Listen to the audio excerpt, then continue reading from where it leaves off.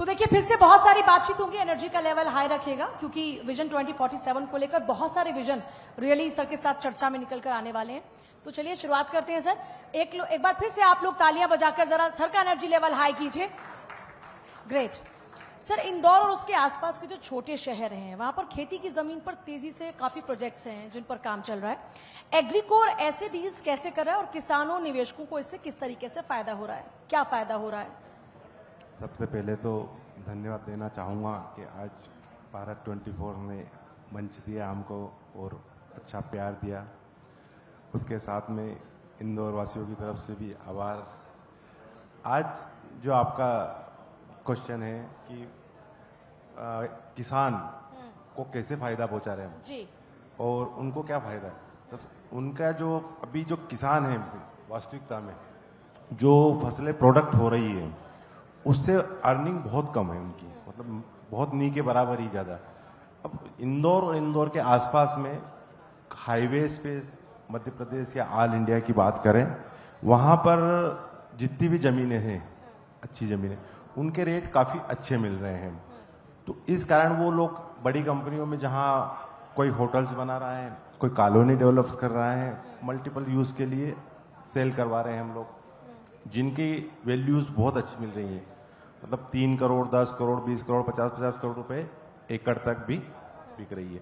अब वही इन्वेस्टमेंट जो किसान को पैसा मिलता है, उस पैसे से जो लैंड जिसपे खेती अभी नहीं हो रही है, काफ़ी ऐसी पड़ी रहती, बंजर टाइप पड़ी थी, उन जमीनों को काफ़ी सस्ते मिल जाती, 10 लाख रुपए एकड़, 15 लाख रुपए एकड़, 25 लाख रुपए एकड़। वो जमीनें हम किसान को दिला के जमीन काफ़ी टाइम्स, मतलब मल्टी टाइम्स हो जाती है उसकी, 10 टाइम बढ़ जाती है, 15 टाइम बढ़ जाती है। 1 एकड़ थी उसका 15 एकड़ 20 एकड़ हो जाती है। तो उसका जो इनकम है, उसका मेन सोर्स है किसान का प्रोडक्शन करके खेती में से फसलें उगाना है। तो 1 एकड़ की एक लिमिट होती है कि इतना ही प्रोडक्शन आ सकता है।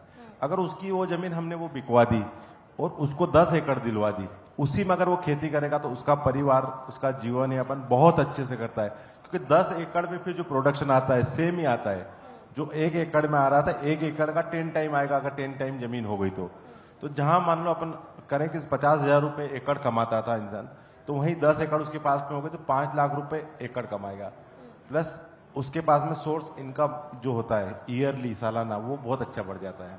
एक बार जोरदार तालियां हो जाए इस बात के लिए। इसे कहते हैं एक पंथ दो काज, पुण्य भी कमाया और आमदनी भी बढ़ाई। और यही है नया भारत, जिसमें हम हर बार जब कोई कदम उठाते हैं तो उससे कम से कम 2 नतीजे आने चाहिए। आप सर की एक खासियत और भी है कि जीरो से उन्होंने शुरू किया, और बहुत सारे लोग ऐसे हैं जो जीरो से शुरू करते हैं, लेकिन जीरो से शुरू करना अपने आप में एक मिसाल होता है। क्योंकि आपके पिता ने जीरो से शुरू किया, जाहिर तौर पर आपके कंधों पर जिम्मेदारी और ज्यादा बढ़ जाती है। तो आप जो शुरुआत उन्होंने की है, उस शुरुआत को किस दिशा में और किस तरीके से आगे लेकर जाना चाहते हैं?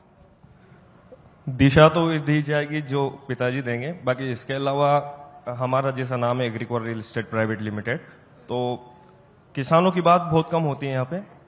तो हमारा ऐसा है कि हम किसानों को इन्वेस्ट करना, मतलब किसान जो है उनके 50% सेविंग्स हम चाहते हैं कि रियल एस्टेट में इन्वेस्ट करें ताकि उनकी इनकम डबल हो। क्योंकि किसान एकमात्र ऐसा व्यक्ति है जिसकी इनकम सिंगल है, सिर्फ खेती पे डिपेंड रहता है।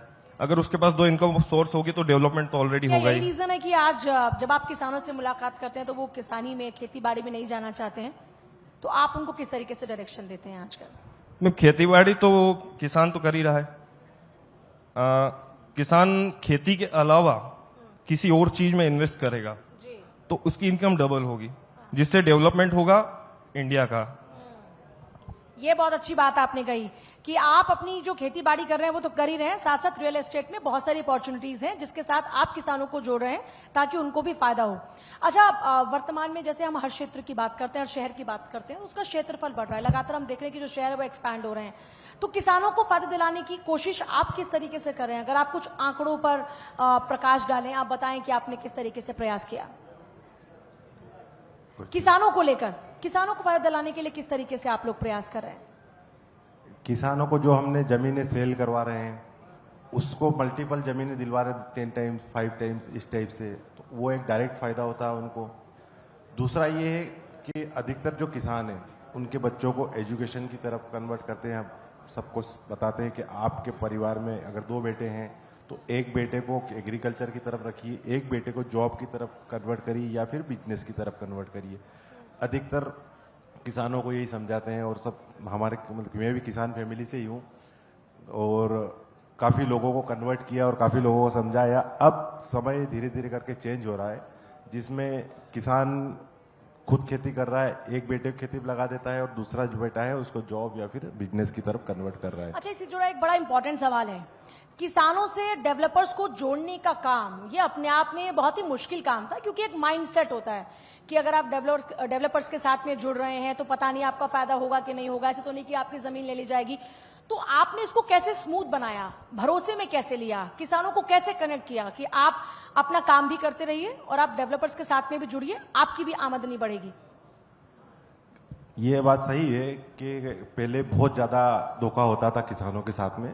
उनकी ज़मीनें कुछ गलत टाइप के जो बिल्डर्स होते थे वो हड़प लेते थे, उनको कुछ पैसे दे के ही उनकी ज़मीनों पे कब्जा कर लेते थे, फर्जी रजिस्ट्रियाँ हो जाती थी।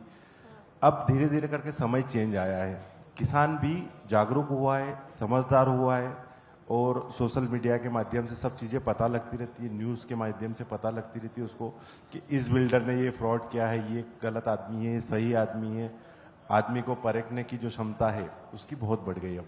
तो अब जो है समय, अब वो सही आदमी जो सही काम करता है, जिसकी मार्केट में छवि अच्छी है, उसी के साथ में काम करता है। और हमारी भगवान की कृपा से इतनी अच्छी छवि है किसानों के बीच में कि वो हमको अपना परिवार मानते हैं। ये बहुत अच्छी बात है, गुडविल भी हासिल की, लोगों की सहायता भी की, और भरोसा जीतना अपने आप में बहुत बड़ी बात होती है, वो आपने हासिल किया। क्योंकि आप नई पीढ़ी के हैं, तो नई पीढ़ी की तरह आपने एग्री कोर में ऑनलाइन बिक्री, वर्चुअल देखभाल या फिर सोशल मीडिया को किस तरीके से जोड़ा, खासकर जो मुंबई और इंदौर के बाजार है उनके साथ? मैम, आज की जनता देखने से सुनने से ज्यादा देखने में विश्वास करती है, और जैसा कि एआई की बात हुई थी, टेक्नोलॉजी की बात हुई थी, तो हर व्यक्ति अपने साथ में फोन लेकर घूमता है।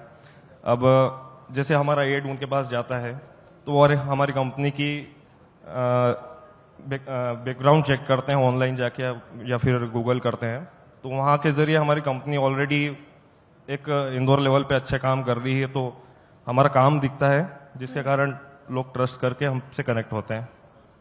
जाहिर तौर पर। और आपने अपने पुराने बिजनेस को सर बंद किया, फिर एक नई शुरुआत की, एक नए दौर का आगाज किया, किस तरीके से उभरे आप उस सिचुएशन में? सब जो है मेरे मित्र और परिवार का आशीर्वाद है कि जब भी मेरे को लॉस हुआ या मैंने कैंसर जैसी बीमारी की जब जंग लड़ी, तो मेरे सारे बिजनेस लॉस हो गए, बंद हुए। उसके बाद भी मैंने कभी ये नहीं सोचा कि अब कुछ नहीं होने वाला है, नहीं, बहुत कुछ होने वाला है। हमेशा आशा रखी, उम्मीद रखी, और एक फिर छोटे से स्टार्टअप से फिर चालू किया, धीरे धीरे करके अपनी नियति अच्छी रखी और भगवान का आशीर्वाद रहा, अपने कर्म अच्छे रखे, तो आज फिर अच्छे स्टार्टअप के साथ में बहुत अच्छे लेवल पे पहुंच गए हैं। बहुत शुभकामनाएं सर, इस तरीके से आप आगे बढ़ते रहें। बिल्डिंग भारत में जो 2047 के विजन की बात हो रही है, आप उसे किस तरीके से देखते हैं और आप उसमें अपना क्या रोल देखते हैं? भारत तो बिल्ड हो ही रहा है, उसे कोई रोक नहीं सकता। बाकी जैसे हमारा है कि हम किसानों को आगे रखेंगे, किसानों को आगे करेंगे तो भारत में और ज्यादा डेवलपमेंट आएगा, क्योंकि जो पीछे रह चुके हैं उनको भी आगे लाना जरूरी है। इसी विजन के साथ हम किसानों के साथ ज्यादा काम करते हैं और उनको आगे बढ़ाते हैं। बहुत शुक्रिया आप दोनों का, एक बार जोरदार तालियां हो जाए। अच्छी नियत, नेक नियत के साथ में कोई काम जो शुरू किया जाता है, चाहे आप जीरो से शुरू कर रहे हैं, उसमें आपको कामयाबी हासिल होती है, बशर्ते आपकी नियत अच्छी हो, आप मेहनत बहुत ईमानदारी के साथ कर रहे हो, और बढ़ते भारत उभरते भारत के लिए हर एक का योगदान है। आज सर यहाँ पर बैठे हैं, हो सकता है कल आप में से कुछ लोग यहाँ पर बैठे और उनके साथ में हम विजन भारत जो है हमारा 2047 का भारत का विजन, उस पर बातचीत करेंगे। बहुत बहुत शुक्रिया सर हमारे साथ जुड़ने के लिए, अपना विजन शेयर करने के लिए। Thank you so much. बहुत बहुत धन्यवाद।